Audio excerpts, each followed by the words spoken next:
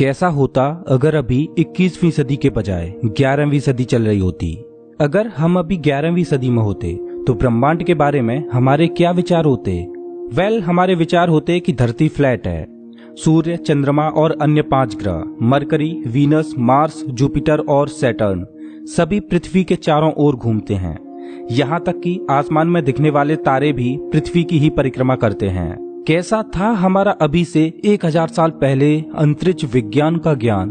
आज हम इस दुनिया के बारे में जो जानते हैं वो सब अभी से 1000 साल पहले के ज्ञान से बिल्कुल उलट है। अगर आप 11वीं सदी में होते तो क्या आप स्वीकार कर पाते कि धरती फ्लैट नहीं बल्कि गोल है? क्या आप मान पाते कि धरती सूर्य की परिक्रमा करती है? अगर मैं आपसे कहूं कि अभी से 1000 साल पहले हमारा दुनिया के बारे में केवल उतना ही ज्ञान था जितना आज एक 5 साल के बच्चे को होता है। बिना किसी टेलीस्कोप के हमारे पूर्वजों ने जो खोजें की वो काबिले तारीफ हैं। आज हम भले ही तकनीकी तौर पर इतने एडवांस हो चुके हैं, आज हमें ब्रह्मांड के बारे में जो नॉलेज है उसको हासिल करने में हमारे पूर्वजों ने अपना पूरा जीवन दांव पर लगा दिया।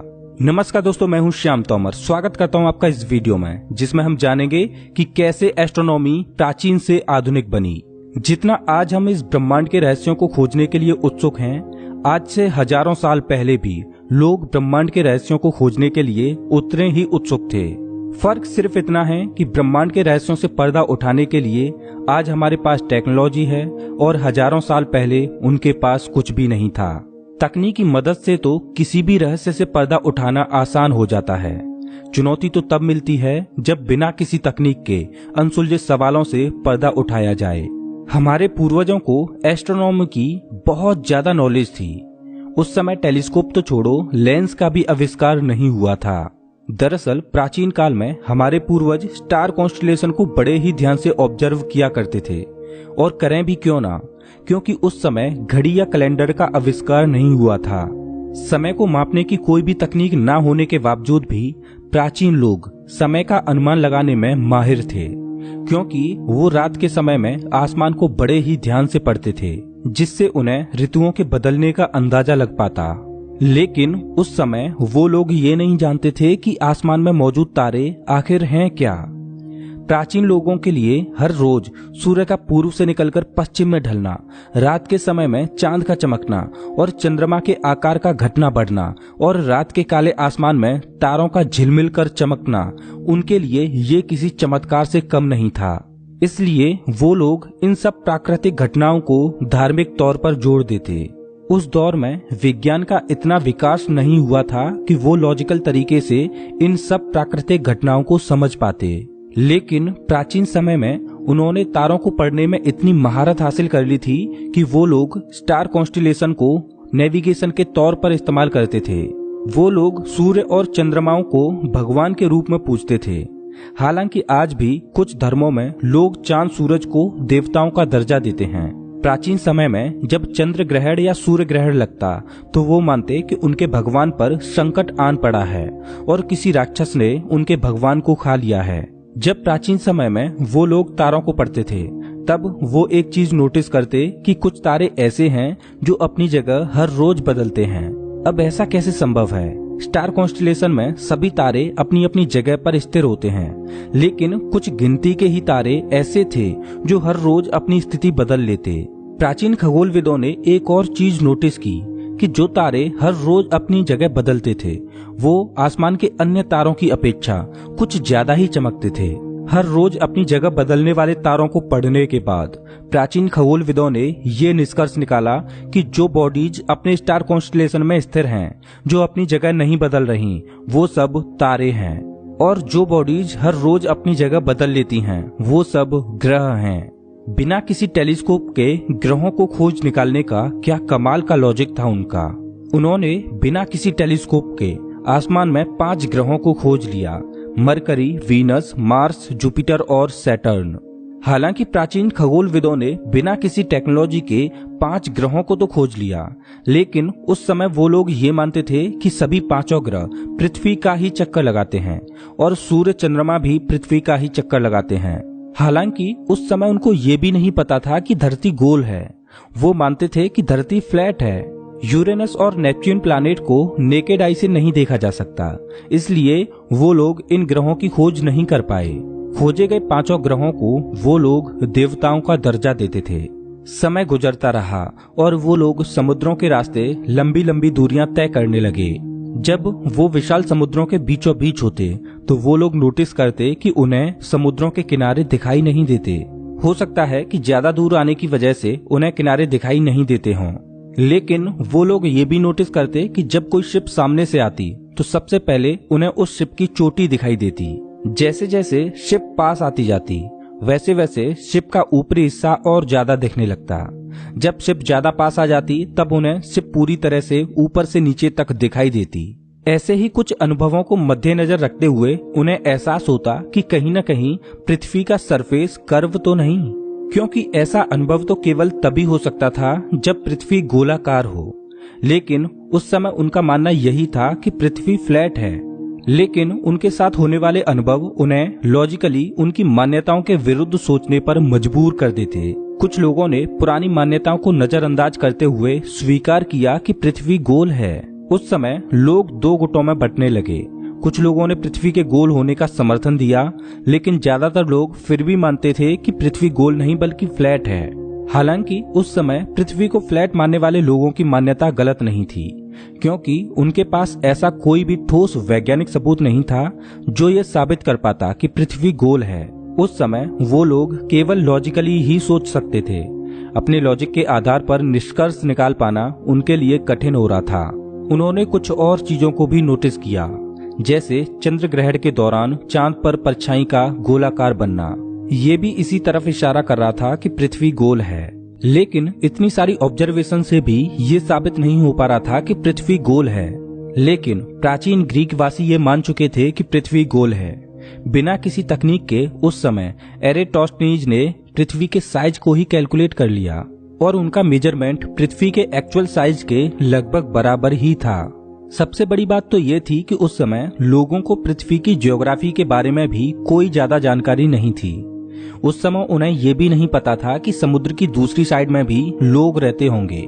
लेकिन जब लोगों ने उस समय समुद्रों में लंबी लंबी यात्रा करके पृथ्वी के किनारों को ढूंढने की कोशिश की तो उन्हें नई नई दुनिया मिलने लगी।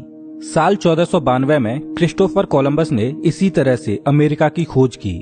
लेकिन मैं आपको बता दूं कि जब अमेरिका की खोज हुई उससे भी लगभग 1750 साल पहले एरेटोस्थिनीज ने पृथ्वी के साइज को कैलकुलेट कर लिया था। उस समय लोगों को पृथ्वी के गोल होने के इशारे मिल रहे थे, लेकिन फिर भी उस समय लोग ये मानने के लिए तैयार नहीं थे कि पृथ्वी गोल है। इसका कारण ये भी था कि उस समय लोग धार्मिक आस्थाओं से इस तरह से जुड़े हुए थे कि वो किसी भी वैज्ञानिक डिस्कवरी का स्वागत करने के लिए बिल्कुल भी तैयार नहीं थे। 15वीं सदी रिवॉल्यूशन का दौर था, क्योंकि इसी सदी में पृथ्वी की नई नई दुनियाओं को खोजा गया था, जैसे अमेरिका। और साल 1498 में वास्को डी गामा पहली बार भारत में आया और भारत की डिस्कवरी हुई। 15वीं सदी में अलग अलग दुनियाओं की खोज के बाद लोगों को धरती की ज्योग्राफी की जानकारी होती जा रही थी। अलग अलग नेविगेटर्स पृथ्वी पर दूर दूर तक सफर करने लगे, लेकिन किसी को भी कभी भी पृथ्वी का किनारा नहीं मिला। मिलती तो एक नई दुनिया। धीरे धीरे लोगों को विश्वास होने लगा कि पृथ्वी फ्लैट नहीं बल्कि गोल है। लेकिन लोगों के मन की एक अवधारणा अभी भी खत्म नहीं हुई, वो थी ब्रह्मांड का सेंटर। लोग अभी भी ये मानते थे कि पृथ्वी ही ब्रह्मांड का केंद्र है और सूर्य सहित सभी ग्रह पृथ्वी का चक्कर लगाते हैं। और लोग इस बात को माने भी क्यों ना, क्योंकि उस समय टेलीस्कोप का भी आविष्कार नहीं हुआ था, जिससे उस समय ये संकेत मिल पाते कि सभी ग्रह और तारे पृथ्वी का चक्कर नहीं काटते। 15वीं सदी के शुरुआती दौर में निकोलस कोपरनिकस नामक एस्ट्रोनॉमर ने कई सालों तक आसमान को ऑब्जर्व किया। कई सालों की ऑब्जर्वेशन के बाद कोपरनिकस ने सोलर सिस्टम का एक मॉडल तैयार किया। उनके मॉडल में ब्रह्मांड का सेंटर पृथ्वी नहीं बल्कि सूर्य था और अन्य 5 ग्रहों की तरह पृथ्वी भी एक ग्रह है जो सूर्य के चारों ओर परिक्रमा करती है। उनके मॉडल में सूर्य, जुपिटर और सैटर्न को बड़ा दिखाया गया और तारों को अपनी अपनी जगह पर फिक्स्ड दिखाया गया। कोपरनिकस के द्वारा बनाया गया सोलर सिस्टम का ये मॉडल लोगों की सोच से बिल्कुल अलग था। क्योंकि जो लोग पृथ्वी को ब्रह्मांड का सेंटर मानते थे और पृथ्वी को स्टेशनरी ऑब्जेक्ट मानते थे, तो वो ये कैसे मान लेंगे कि वो लोग सदियों से जो मानते आ रहे हैं वो गलत है। वो ये कैसे मान सकते थे कि पृथ्वी रोटेट करती है। लोगों की मान्यता के हिसाब से कोपरनिकस का ये मॉडल स्वीकार करने के योग्य नहीं था और कोपरनिकस भी ये बात जानते थे कि लोग उनकी बातों पर विश्वास नहीं करेंगे। इस वजह से कोपरनिकस ने अपना मॉडल दुनिया के सामने प्रस्तुत ही नहीं किया। लेकिन कुछ सालों बाद दुनिया के डर का सामना करते हुए कोपरनिकस ने अपना वर्क लोगों के सामने रखा और लोगों को बताया कि उनकी ब्रह्मांड के बारे में जो सोच है वो गलत है। लेकिन जिस दिन कोपरनिकस ने अपना मॉडल प्रस्तुत किया उसी दिन कोपरनिकस की मौत हो गई। कोपरनिकस की मौत के बाद कुछ लोगों ने कोपरनिकस के मॉडल को सपोर्ट किया तो ज्यादातर अभी भी इस वैज्ञानिक डिस्कवरी का स्वागत करने के लिए तैयार नहीं थे। यूं तो इतिहास में बहुत से एस्ट्रोनॉमर्स ने अपना योगदान दिया, लेकिन एस्ट्रोनॉमी की दुनिया को सातवें आसमान पर पहुंचाने का काम गैलीलियो गैलीली ने किया। गैलीलियो वो महान वैज्ञानिक थे जिन्होंने विज्ञान के लिए पूरी जिंदगी संघर्ष किया। एक दिन जब गैलीलियो चर्च में प्रार्थना कर रहे थे, तब उन्होंने देखा कि चर्च में एक झूमर टंगा हुआ है जो हवा से हिल रहा था। गैलीलियो इस घटना को देखकर बड़े ही हैरान हुए, क्योंकि जब उन्होंने उस झूमर का गौर से परीक्षण किया तो पाया कि झूमर में जो दोलन हो रहे थे वो सभी एक ही बराबर समय में हो रहे थे। यानी दोलन की लंबाई बड़ी हो या छोटी, लेकिन हर दोलन को पूरा करने में बराबर समय लग रहा था। आपको बता दूं कि गैलीलियो के समय में घड़ी का आविष्कार नहीं हुआ था जिससे वो समय को माप सकते, लेकिन झूमर के दोलनों को कैलकुलेट करने के लिए गैलीलियो ने अपने हाथ की नब्ज का सहारा लिया। घर आकर गैलीलियो ने वही एक्सपेरिमेंट कई बार दोहराया, लेकिन हर बार रिजल्ट एक जैसा ही आ रहा था। जब गैलीलियो ने ये बात एक प्रोफेसर को बताई तो वो गैलीलियो पर भड़क उठे, क्योंकि उस समय ऐसा माना जाता था कि एक छोटा दोलन एक बड़े दोलन के मुकाबले कम समय में पूरा हो जाता है। हालांकि एक लंबे समय बाद लोगों ने ये स्वीकार किया कि गैलीलियो का एक्सपेरिमेंट सही था। सन 1608 में टेलीस्कोप का आविष्कार हो चुका था।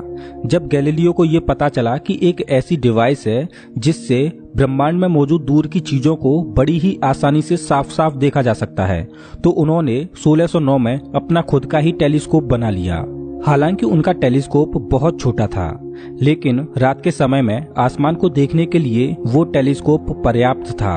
गैलीलियो का टेलीस्कोप बनाने के बाद फिर क्या, वो रोज रात को आसमान को पढ़ने की कोशिश करते रहते।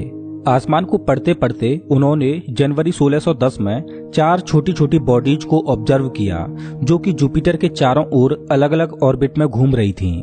वो बॉडीज कोई और नहीं बल्कि जुपिटर के चंद्रमा थे। गैलीलियो ने अपने छोटे से टेलीस्कोप से सैटर्न की रिंग्स को भी देखा, लेकिन उनका टेलीस्कोप बहुत छोटा था। इस वजह से वो सैटर्न की रिंग्स के बारे में ज्यादा कुछ नहीं जान पाए। इस वजह से उन्हें लगा कि वो रिंग्स सैटर्न के चंद्रमा हैं। गैलीलियो की आसमान में की गई ऑब्जर्वेशन से यही पता चल रहा था कि सभी प्लैनेट्स और पृथ्वी सूर्य के चारों ओर घूम रहे हैं। ये बात जब लोगों को पता चली तो लोगों ने गैलीलियो को भला बुरा कहना शुरू कर दिया और चर्च के पादरियों ने तो उन पर मुकदमा ही लगा दिया कि वो लोगों को गुमराह कर रहे हैं और पवित्र बाइबल की बातों के विपरीत कह रहे हैं। उस समय धार्मिक आस्था इतनी बड़ी हुई थी कि विज्ञान की किसी भी खोज के लिए कोई भी जगह नहीं थी। उस समय चर्च का ये मानना था कि पृथ्वी ही ब्रह्मांड का सेंटर है। लेकिन जब गैलीलियो ने चर्च का विरोध करते हुए अपनी बातें लोगों के सामने रखी तो उन्हें चर्च के पादरियों से माफी मांगनी पड़ी और अपनी डिस्कवरी की वजह से उन्हें उम्र कैद के कारावास की सजा मिली। खैर, गैलीलियो ने विज्ञान में अपना काफी योगदान दिया। गैलीलियो ने ही सबसे पहले चांद पर मौजूद गड्ढों को डिस्कवर किया और दुनिया को बताया कि चांद की सतह समतल नहीं है। गैलीलियो के द्वारा की गई खोजें आज के खगोल विज्ञान का आधार बनी। गैलीलियो ने फिजिक्स की दुनिया में भी अपना योगदान दिया। अल्बर्ट आइंस्टाइन ने तो गैलीलियो द्वारा की गई खोजों के लिए उन्हें आधुनिक विज्ञान के फादर की उपाधि ही दे डाली। हालांकि चर्च ने गैलीलियो के सिद्धांतों को स्वीकार किया, लेकिन तब तक बहुत देर हो चुकी थी। गैलीलियो बहुत पहले ही इस दुनिया से जा चुके थे। हालांकि समय के चलते लोग ये तो मानने लगे कि पृथ्वी भी अन्य प्लैनेट्स की तरह सूर्य के चारों ओर घूमती है और पृथ्वी ब्रह्मांड का केंद्र नहीं है। लेकिन अभी भी लोग ये नहीं समझ पा रहे थे कि ऐसा क्यों हो रहा है। सभी ग्रह सूर्य के चारों ओर क्यों चक्कर लगा रहे हैं। लेकिन 17वीं सदी के अंतिम दौर में विज्ञान और गणित के विशेषज्ञ सर आइजैक न्यूटन ने एंट्री मारी और उन्होंने फिजिक्स की दुनिया में तहलका मचा दिया। अब वो दौर आ चुका था जब लोग पुरानी मान्यताओं को तोड़ विज्ञान की हर एक डिस्कवरी का हाथ खोलकर स्वागत करते। सन 1687 में न्यूटन ने लोगों को एक नए फोर्स से परिचित कराया और वो था ग्रेविटेशनल फोर्स। न्यूटन ने बताया कि क्यों प्लैनेट्स सूर्य के चारों ओर घूमते हैं। समय जैसे जैसे गुजर रहा था वैसे वैसे विज्ञान की दुनिया का विस्तार होता जा रहा था और लोगों की रुचि ब्रह्मांड के बारे में और बढ़ती जा रही थी। धीरे धीरे हमारे सौरमंडल के अन्य ग्रहों की भी खोज हुई और उनके चंद्रमाओं की भी खोज हुई। 20वीं सदी के आते आते हमारी तकनीक भी बढ़ती जा रही थी। हमारे टेलीस्कोप पहले से बेहतर होते जा रहे थे, जिस वजह से हम यूनिवर्स को और अच्छे से समझते जा रहे थे।